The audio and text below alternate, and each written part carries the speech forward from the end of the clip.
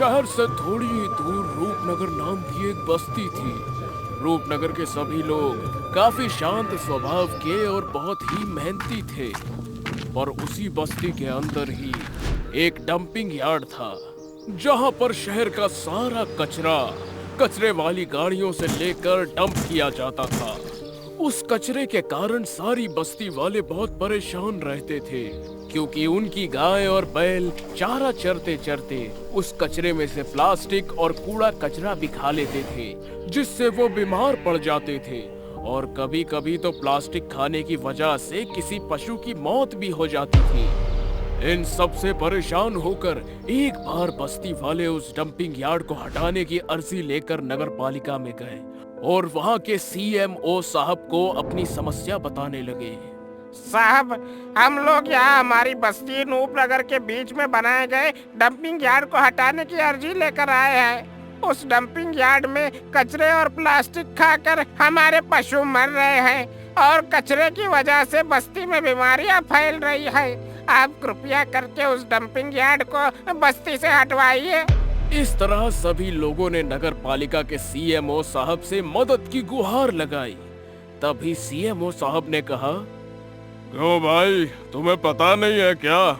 तुम सब जिस जगह पर रह रहे हो वो सारी सरकारी जमीन थी, जो सरकार ने एक निजी कंपनी को बेच दी है, और वो कंपनी तुम्हारी पूरी बस्ती को डंपिंग यार्ड बनाने वाली है।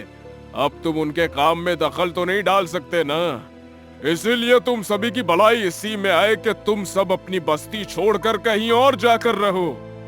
इससे तुम लोगों को कोई बीमारी भी नहीं होगी और तुम्हारे पशुओं की भी मौत नहीं होगी। ये कहकर सीएमओ साहब ने बस्ती वालों की समस्या सुलझाने से इनकार कर दिया। सारे लोग बहुत निराश हुए और वापस अपनी बस्ती लौट आए। फिर एक दिन बस्ती के दो लड़के पवन और राकेश चाय की टपरी पर बैठकर कुछ प्लान कर रहे थे। अरे भाई पवन, इस कचरे ने तो सारी बस्ती में तबाही ला दी है। हमारी बस्ती के सारे बड़े बुजुर्ग मिलकर भी इस डंपिंग यार्ड को यहाँ से हटा नहीं पाए। अब लगता है हमें इन कचरों की बदबू के साथ ही सारी जिंदगी काटनी पड़ेगी। नहीं राकेश भाई, हमारी बस्ती के बड़े बुजुर्ग तो सीधे साधे लोग हैं, उन्हें बस प्यार की भाषा ही आती है। पर अगर हमें ये डंपिंग यार्ड हमारी बस्ती से हटवाना है तो हमें लात घूसों से काम लेना पड़ेगा। राकेश, तुम तो बस्ती के कुछ लड़कों को जमा करो, फिर कल देखना मैं क्या करता हूँ। फिर अगले दिन पवन और राकेश कुछ लड़कों को लेकर हॉकी और डंडों के साथ उस डंपिंग यार्ड के पास जमा हो गए। तभी एक कचरे वाली गाड़ी आई। अपनी गाड़ी की लाउड स्पीकर पर गाना बजाते हुए उसकी तरफ आने लगी। गाड़ी वाला आया घर से कचरा निकाल, गाड़ी वाला आया घर से कचरा निकाल। उस गाड़ी वाले को पवन और राकेश ने रास्ते में ही रोक लिया और उसे गाड़ी से उतारकर डंडे और हॉकियों से उसकी पिटाई करने लगे। अरे अरे मर गया रे! अरे मुझे क्यों मार रहे हो भाई, मैंने क्या किया है?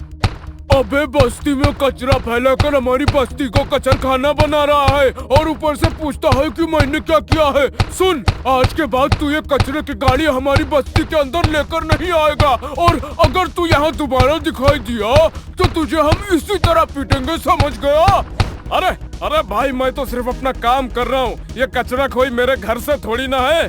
तुम लोगों ने मुझे पीट कर अच्छा नहीं किया, मैं तुम लोगों को छोड़ूंगा नहीं, तुम देख लेना। ये कहकर गाड़ी वाला अपनी गाड़ी लेकर वापस चला गया। पवन और बाकी लड़के खुश होकर अपने अपने घर लौट गए। अगले दिन जब बस्ती वाले सुबह उठे तो अपने घर के बाहर देखकर दंग रह गए, क्योंकि उनके घरों के आगे कचरा ही कचरा फैला हुआ था। ये देखकर सारे लोग परेशान हो उठे। इतने में सीएमओ साहब अपनी कार से वहां पहुंचे। बस्ती वालों, आपने सरकारी काम में दखल अंदाजी करके एक कर्मचारी के साथ मारपीट भी की है, इसलिए हम आपकी पूरी बस्ती को डंपिंग यार्ड बना रहे हैं। अब बाकी भलाई इसी में है कि आप सब जल्द से जल्द अपनी जमीन खाली करके यहाँ से चले जाओ, वरना आप लोगों को इस कचरे के साथ ही रहना पड़ेगा। ये कहकर सीएमओ साहब वहाँ से चले गए। बस्ती वाले इस बात से बहुत दुखी हुए। पवन, ये सब तुम्हारी गलती की वजह से हुआ है। अरे तुम्हें क्या जरूरत थी उस ड्राइवर को मारने की? उसकी वजह से हम सबका घर कचरखाना बन गया है।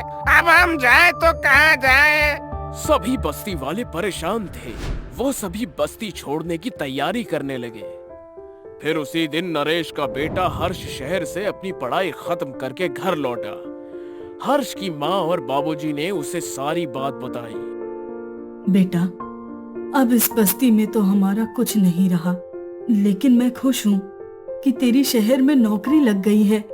चल, अब हम सब तेरे साथ शहर में ही रह लेंगे। नहीं माँ, ये बस्ती वाले मुसीबत में है तो हम इन्हें अकेला छोड़कर कैसे जा सकते हैं? रिसाइकल इंजीनियरिंग की पढ़ाई पूरी की है मैंने, जो बस्ती के काम आएगी, न कि वो सिर्फ हमारे फायदे के लिए है। आप देखना, मैं इस बस्ती को फिर से पूरी तरह साफ सुथरा कर दूंगा। ये कहकर हर्ष बाहर आ गया और बस्ती में इधर उधर घूमकर फैले हुए कचरे को देखने लगा। तभी उसे प्लास्टिक की बोतल को देखकर एक तरकीब सूझी। हर्ष ने बस्ती के कुछ लड़कों के साथ मिलकर सारी प्लास्टिक की बोतलों को जमा किया और उन्हें ईंटों की तरह जोड़कर एक बड़ा सा प्लास्टिक बोतल घर तैयार कर दिया। उसी प्लास्टिक बोतल घर में 4 पहिए भी लगा दिए, जिससे उस घर को कहीं भी ले जाया जा सकता था। फिर हर्ष उस घर को धक्का लगाते हुए बस्ती के चौराहे पर लेकर आ गया और बस्ती वालों को बताने लगा, साथियों, अब हम सबको रहने के लिए किसी जमीन की जरूरत नहीं है, क्योंकि मैं आप सभी के लिए प्लास्टिक बोतल घर बनाऊंगा, जिसकी मदद से आप जहां चाहे वहां रह पाएंगे। ये सुनकर सारे बस्ती वाले बहुत खुश हुए। फिर हर्ष ने सबके लिए प्लास्टिक बोतल घर बनाया, जिससे डंप यार्ड की सारी प्लास्टिक खत्म हो गई। वो प्लास्टिक बोतल हाउस पानी में भी तैर सकता था, इसलिए कुछ बस्ती वाले तो उस घर को लेकर नदी में उतर गए। वो घर नाव की तरह पानी में तैरने लगी। इस तरह बस्ती की जमीन और पानी दोनों में रह सकते थे। अब उस बस्ती की सारी प्लास्टिक की बोतल खत्म हो चुकी थी, लेकिन अभी भी वहां कचरा फैला हुआ था। उसे देखकर हर्ष ने एक और तरकीब लगाई। बाकी के बचे कचरे को छोटे छोटे टुकड़ों में उन्हें मिट्टी के साथ मिलाकर बस्ती वालों की मदद से एक सड़क का निर्माण कर दिया। वैसे तो वो सड़क मिट्टी की थी, पर प्लास्टिक के साथ मिलने की वजह से पक्की सड़क से भी मजबूत बन चुकी थी। इस तरह पूरा रूपनगर एक बार फिर से साफ सुथरा हो गया। सभी लोग प्लास्टिक की बोतल के घर में ही खुश थे, अपना जीवन व्यतीत कर रहे थे। राकेश ने तो अपने घर को अपनी मोटर बाइक के साथ जोड़ लिया था, जिससे राकेश जब चाहे जहां जाना चाहे वो अपने घर के साथ वहां जा सकता था। कचरा हट जाने से बस्ती में हरियाली छा गई थी और चारों तरफ हरी भरी घास उग आई थी, जिसे खाकर पशु भी स्वस्थ रहने लगे। लेकिन अभी भी बस्ती वालों की समस्या खत्म नहीं हुई थी। कंपनी वाले अभी भी सारा कचरा बस्ती में ही डंप कर रहे थे, लेकिन बस्ती वालों को पूरा यकीन था कि हर्ष के पास इस समस्या का भी समाधान जरूर होगा। इसीलिए वो सब हर्ष के पास मदद मांगने के लिए गए। हर्ष ने बहुत सोच विचार करके उस समस्या का एक समाधान निकाला। हर्ष ने बस्ती वालों से कहा, साथियों, हम सब ने मिलकर बड़ी मेहनत करके इन बेकार कचरों से अपना घर बनाया, ये सड़क बनाई, तो क्यों ना हम अपनी प्लास्टिक बोतल के घर को सोशल मीडिया के जरिए शहर के लोगों तक भी पहुंचाए, ताकि हमारी बस्ती भी शहर के लोगों के लिए आकर्षण का केंद्र बन जाए और वो सब हमारे प्लास्टिक बोतलों के घरों को देखने के लिए यहाँ आने लगे और हमारे प्लास्टिक बोतल के घर में रहने का मजा ले सके। इससे हमारी बस्ती मशहूर हो जाएगी, फिर शहर वाले भी हमारी बस्ती को गंदा करना छोड़ देंगे। बस्ती वालों को हर्ष का आइडिया बहुत पसंद आया। तभी लोग हर्ष के लिए तालियां बजाने लगे। बस फिर क्या था, हर्ष और बाकी सब ने अपने मोबाइल पर अपने प्लास्टिक बोतल के घर का वीडियो बनाकर सोशल मीडिया पर अपलोड कर दिया। फिर देखते ही देखते वो वीडियो वायरल हो गया। अब लोग दूर दूर से प्लास्टिक बोतल के घरों को देखने आने लगे और उन घरों के साथ खड़े होकर सेल्फी लेने लगे। शहर के लोगों को प्लास्टिक बोतल का घर इतना पसंद आया कि वो सब बस्ती वालों को पैसे देकर कुछ दिनों के लिए उनके घरों में रहने लगे थे। इस तरह रूपनगर प्लास्टिक बोतलों के घरों की वजह से बहुत मशहूर हो गया। फिर वहां की लोकप्रियता को देखकर शहर की कंपनियों ने अपने डंपिंग यार्ड वहां से हटा दिए, जिससे वो रूपनगर हमेशा के लिए साफ सुथरा और खुशहाल हो गया।